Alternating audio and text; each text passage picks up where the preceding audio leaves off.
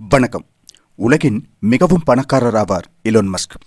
தற்போதைய நிலையில் அவரது சொத்து மதிப்பு 350 பில்லியன் அமெரிக்க டாலருக்கு மேல் உள்ளது.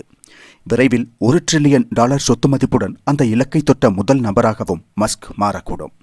அதுவும் விரைவாகவே நடக்கக்கூடிய வாய்ப்புள்ளது. காரணம், டொனால்ட் ட்ரம்ப் அடுத்த அதிபராக தேர்ந்தெடுக்கப்பட்டுள்ளார்.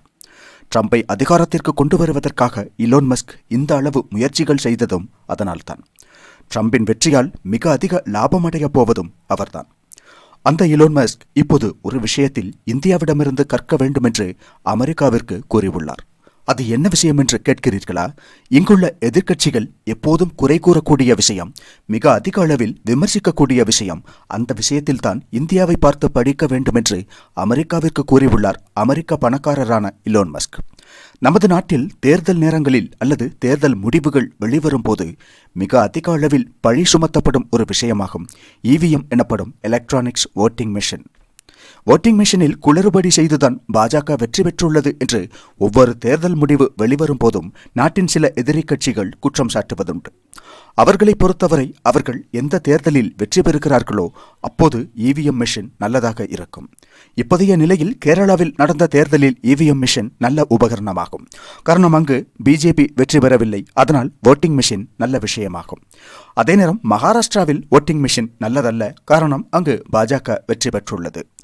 அதே நேரத்தில் ஜார்க்கண்டில் உள்ள வோட்டிங் மெஷினை பொறுத்தவரை பிரச்சனை இல்லை.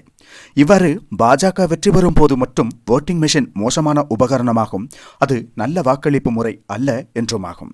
அதே நேரம் பாஜக தோல்வியடைந்த தொகுதிகளில் இருந்த வோட்டிங் மெஷின்கள் நல்ல மெஷின்களாகும். அவ்வாறுதான் எதிர்க்கட்சிகள் இங்கு பிரச்சாரம் செய்கின்றன. இந்நிலையில்தான் டெஸ்லா தலைவரும் உலக பணக்காரரும் அடுத்து வரும் ட்ரம்ப் ஆட்சியில் முக்கிய பங்காற்ற உள்ளவருமான எலோன் மஸ்க் கூறியுள்ள விஷயம் மிகுந்த முக்கியத்துவம் பெற்றுள்ளது. அதாவது, அமெரிக்க தேர்தல் முறை மிகவும் மாறுபட்டதாகும். அமெரிக்கா எவ்வளவோ தொழில்நுட்ப ரீதியாக வளர்ச்சியடைந்திருந்தாலும் அங்கு தேர்தல் முறையில் குறிப்பிடும்படியான மாற்றங்கள் வரவில்லை. வாக்கு எண்ணிக்கை முடிந்து 20 நாட்கள் கடந்தும் இப்போதும் அமெரிக்க அதிபர் தேர்தல் முடிவை அதிகாரப்பூர்வமாக அறிவிக்காமல் இருப்பது குறித்து கருத்து கூறியுள்ளார் எலோன் மஸ்க். அதற்கு இந்தியாவை முன்னுதாரணமாக எடுத்துக்கொண்டுள்ளார் மஸ்க் என்பது குறிப்பிடத்தக்கது. இந்தியா எப்படி ஒரு நாளில் 64 கோடி வாக்குகளை எண்ணி முடிக்கிறது என்று எக்ஸ் தளத்தில் பகிர்ந்திருந்த ஒருவருக்கு பதிலாக அதை கூறியுள்ளார் மஸ்க்.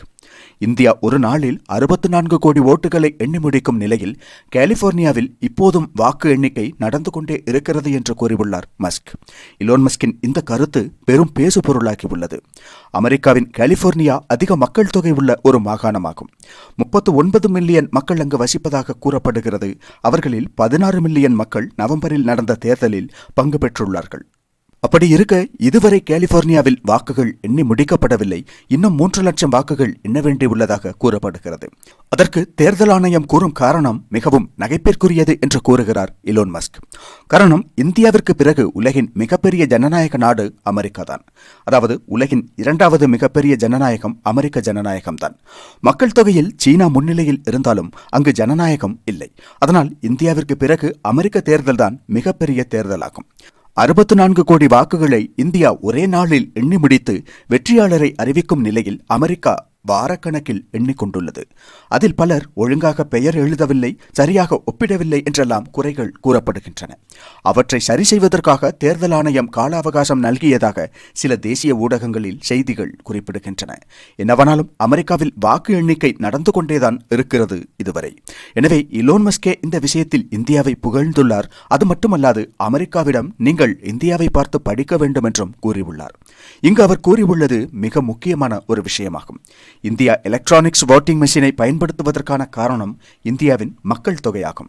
அமெரிக்காவில் மொத்தம் 1.5 கோடி வாக்குகளை இத்தனை நாட்களாக எண்ணிக்கொண்டுள்ளார்கள். அப்படியாகும்போது இந்தியாவில் 64 கோடி வாக்குகளை அவர்களைப் போல் எண்ணிக்கொண்டிருந்தால் எப்போது எண்ணி முடிக்கப்படும்? இங்குள்ளவர்கள் மக்களுக்கான எதையும் செய்யாமல், மக்களுக்காக எதையும் சிந்திக்காமல் தங்கள் சுயநலனை பற்றியே சிந்திப்பதால் மீண்டும் மீண்டும் அவர்கள் மக்களால் தோற்கடிக்கப்படும் போது குறை கூறும் இந்தியாவின் தேர்தல் முறை உலகிலேயே மிகச்சிறந்த தேர்தல் முறை என்றுதான் சொல்ல வேண்டும். நாட்டின் அளவு மற்றும் மக்கள் தொகையின் அடிப்படையில் இந்தியாவின் தேர்தல் முறை சிறந்த ஒரு தேர்தல் முறை என்பதில் எந்த சந்தேகமும் இல்லை என்பதைத்தான் உலகின் தொழில்நுட்பத்துறையில் மிகவும் முன்னிலையில் உள்ள எலோன் மஸ்கே கூறியுள்ளார்.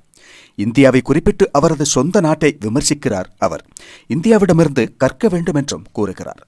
ஆனால் இங்குள்ளவர்களுக்கு மட்டும் அது மோசமானதாக தோன்றுகிறது. அதுவும் அவர்கள் தோல்வியடையும் போது மட்டும். என்ன குறை சொல்வது என்பதை பற்றி சிந்திக்கும் நேரத்தில் அவர்கள் மக்களின் குறைகளை எப்படி தீர்க்கலாம் என்று சிந்தித்தால் நன்றாக இருக்கும். மக்களுக்கு அவர்கள் மீது நம்பிக்கை வந்தால் வெற்றி பெறக்கூடிய வாய்ப்பு இருக்கும். அதற்கு பதிலாக வாக்களிப்பு முறை சரியல்ல, பாஜக சரியல்ல, அரசு சரியல்ல, தேர்தல் ஆணையம் சரியல்ல என்று அவர்களை தவிர அனைத்தையும் குறை கூறுகிறார்கள். வெளிநாட்டில் சென்று இந்தியாவை அவமானப்படுத்தும் அரைகுறை கூட்டங்கள். என்னவானாலும் இந்தியாவின் தேர்தல் முறை மிகச் சிறந்தது என்று உலக பணக்காரரும் தொழில்நுட்பத்துறை ஜாம்பவானுமான இலோன் மஸ்க் கூறியுள்ளது அவர்களுக்கு வைத்த ஒரு குட்டாகவே பார்க்கப்படுகிறது. இந்தியர் என்பதில் பெருமிதம் கொள்வோம். இணைந்தே இன்னும் பல சாதனை புரிவோம். ஜெய்ஹிந்த்.